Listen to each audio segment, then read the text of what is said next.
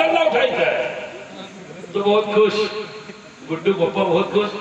और जब कई मुस्कुराए मतलब के देही मांग रहा है, उठाया मुसल्ला, अब खड़ी हुई नमाज के लिए। अब देखते जाओ, नमाज पढ़ने के बाद चूल्हा जलाया। भाई देखो पढ़े जैसे हाँ पढ़े हो, चूल्हा जलाया, हांडी रखी, खाना तैयार किया, अब तो खाई हो। तो कहते हाँ माशाअल्लाह, ये माशाअल्लाह, सुभान अल्लाह माशाअल्लाह ना कहो, हाय अल्लाह कहो। क्यों? सुनो खुश ना हो इंशाअल्लाह। इसको सुनने के बाद आप सुभान अल्लाह कहिएगा आप लोग। उस औरत ने कहा ओ मियां सुन लो, तुम्हारे ही कहने से सही मैंने ज़ोहर की नमाज पढ़ ली, इंशाअल्लाह अब मैं वादा कर रही हूँ अपने आप से कि जब तक जिंदा रहूंगी नमाज नहीं छोड़ूंगी। बोलो ना, 5 टाइम की नमाज इंशाअल्लाह मैं पढ़ती रहूंगी। तो इनके मियाँ साहब बोले सुभान अल्लाह सुभान अल्लाह, न छोड़िए एक टाइम के।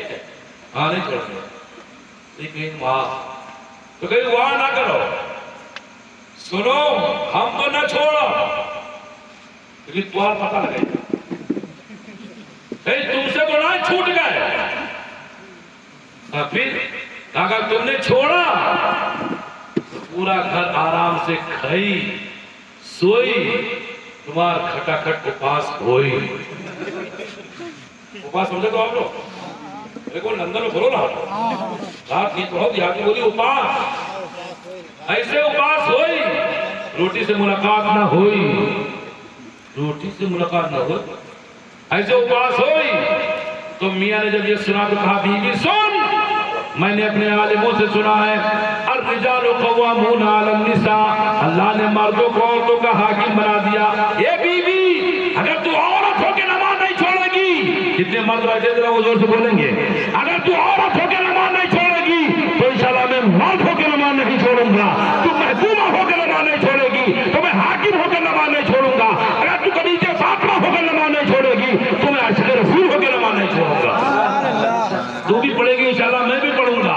तो जब दोनों नमाज पढ़ने लगे, दोनों पढ़ने लगे, दोनों पढ़ने लगे, तो नमाज की इतनी बरकत, इतनी बरकत, इतनी बरकत कि मियां बीबी निकले बस्ती में और सबसे पहले के नमाजें पढ़ा करो, नमाजें पढ़ा करो। क्या फायदा, क्या फायदा मिलता है?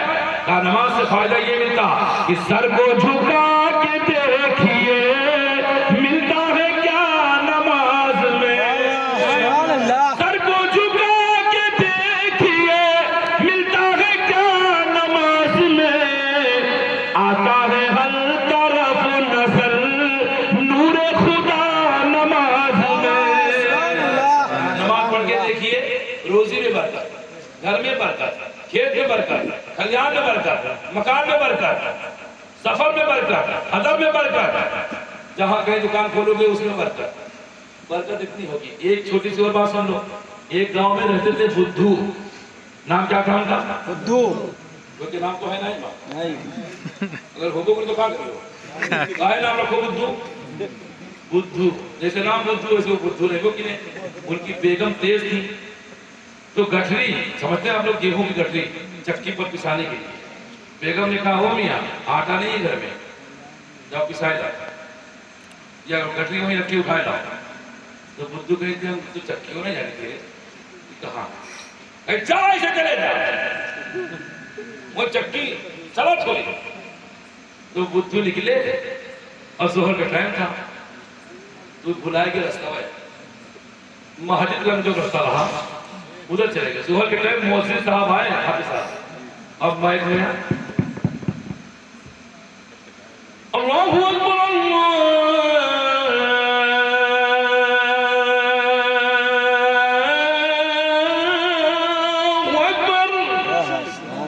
सुभान अल्लाह बोलो ना, सुभान अल्लाह। अजान देने लगे, जब अजान सुनी बुद्धू ने हय्या अलस सलाह,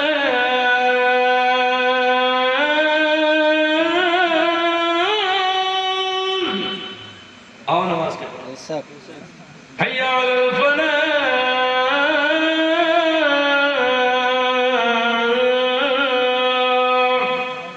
कामयाबी के लिए आओ। तो 2 4 6 आदमी नमाजी टोपी लगा लगा के मस्जिद में आवे लगे, तो बुद्धू वही खड़े खड़े की चक्कियां ही लागे था से कटी उठावा जाती है। तो वे लोग गए तो पीछे पीछे बुद्धू चले गए, सोचे की चक्की ही ला गए तो सब देखें लोटा से पानी से नहीं वजू करने लगे। तो बुद्धू गए कि मुँह हाथ धोए लोग तब कटी मिली। अंदर गए तो लोग सुन्नत पढ़ने लगे तो कोई नहीं पाया। लोगों को देख करके ये भी करने लगे। और उसके बाद में इमाम साहब आए तो बहुत बुद्धू खुश हुए, चक्की वाली यही हुए, अब यही गठरिया दिए सबका, कोई नमाज पढ़ नहीं सकता, दुआ मांगे, सुन्नत नफिल पढ़ के चले गए। अब शाही नमाजी चले गए। अब बुद्धू उठे तो पूरे मस्जिद पर ढूंढे कि चक्कियां कहाँ ला गई, गठरिया कहाँ, तो मसल्ला उठा के देखे, अब कहाँ चक्की यार हुआ और कहाँ गठरी। बेगम ने दो बात कही थी उनकी औरत ने, एक तो पहली मरतबा की चक्की से आटा लाना है और दूसरी बात ये कि खेत में पानी लगाना है। ये तो ही काम लेके आए वरना बेलने की मार खाना है। तो वैसे बुद्धू डराम रहे। जब चक्की में नाई देखी ना गठरी नाई भाई, अब चक्की खुले रास्ता खुलाएगी तो धीरे धीरे घरे आए और बाद में हिम्मत नहीं पड़ी कि घर में चले गए। तो देखा कि बेगम उनकी आटा गूंद रही थी, आटा गूंद रही थी, मजा आएगा आपको। तो बुद्धू ने छुपके से देखा तो कहा कि बेगम आटा कहाँ से आवा। तो बहुत दूर से खुरला के बोले तुम लाए हो कहाँ रहे हो। फिर रास्ता भुलाएगी महाजिद जाई नुमा चक्की जाई नहीं पावा, रास्ता भुलाएगी तो कहाँ चले गए रहो। तो बुद्धू ने कहा बेगम रास्ता भुलाएगी महाजिद चलेंगे। महाजिद कहाँ, अरे बोलो ना आप लोग, वहाँ गए तो लोग बहुत घाटा ठोस आते हैं। कहाँ चले गए, चक्की ला गए, कहाँ गए मस्जिद। हाँ देखा ना ही जाकर को कहा था मस्जिद, मस्जिद चले गए हो, कहाँ कर नमाज पढ़ रहे। अच्छा बेगम बताओ कि आटा कौन लाया, कहाँ से आया।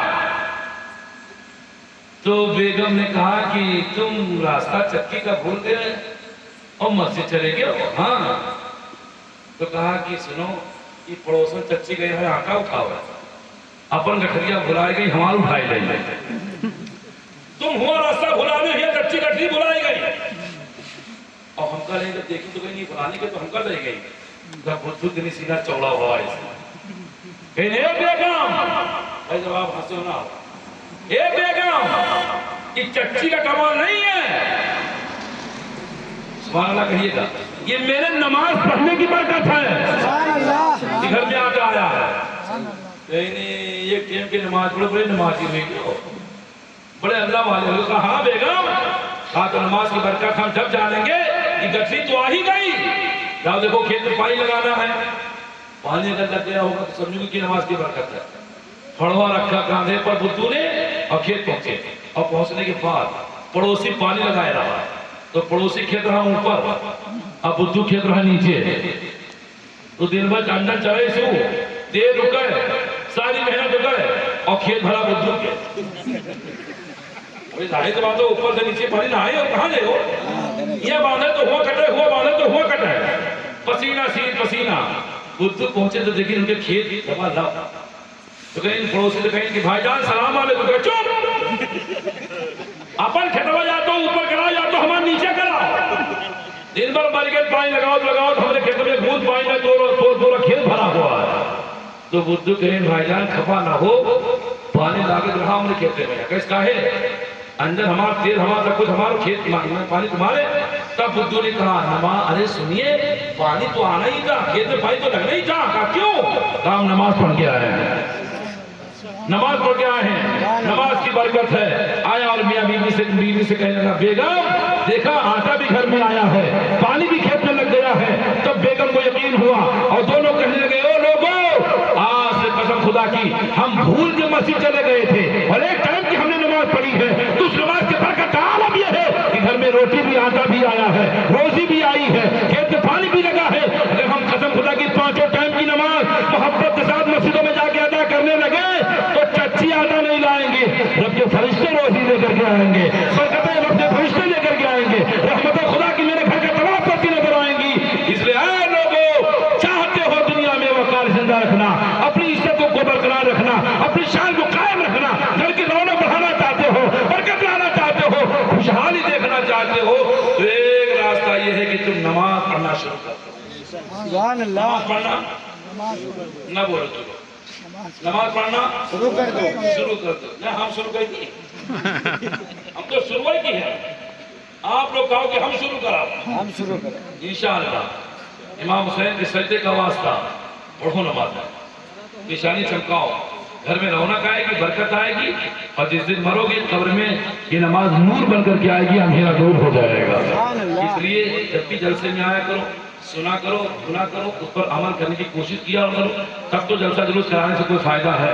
वरना चाहे जहाँ के मौलाना बुलाए लो, तकरीर कराओ, सुनो, वाह वाह बहुत डेंजर बोलत रहे। अरे मौलाना रहे कि बिल्कुल तूफान रहे, बिल्कुल रुकबे नहीं गिने, तकरीर बहुत धांसू गई है। मस्जिद में वही गिने चुने 4 आदमी, कोई मतलब नहीं जलसा जुलूस कराने। अमल कीजिए। एक आदमी अगर इसमें से कोई अमल के लिए तैयार हो जाए कि इंशाअल्लाह मैं नमाज जरूर पढ़ूंगा, जरूर पढ़ूंगा, तो मुझे यकीन है कि एक आदमी के अमल करने की नीयत से इंशाअल्लाह जितने लोग आए हैं ये सारे लोग आना अल्लाह की बारगाह में कबूल हो जाएगा। ये मेहनत वसूल हो जाएगी और इंशाअल्लाह एक अमल की दुनिया में कदम रखने वाले की बरकत से ये जलसा भी कबूल हो जाएगा और आने वालों की हाजिरी भी रब की बारगाह में कबूल हो जाएगी। ये बातें जो मेरे पास थी मैंने कह दी। नमाज पढ़िए, रोजा रखिए, जब वक्त आए तो हलाल खाइए।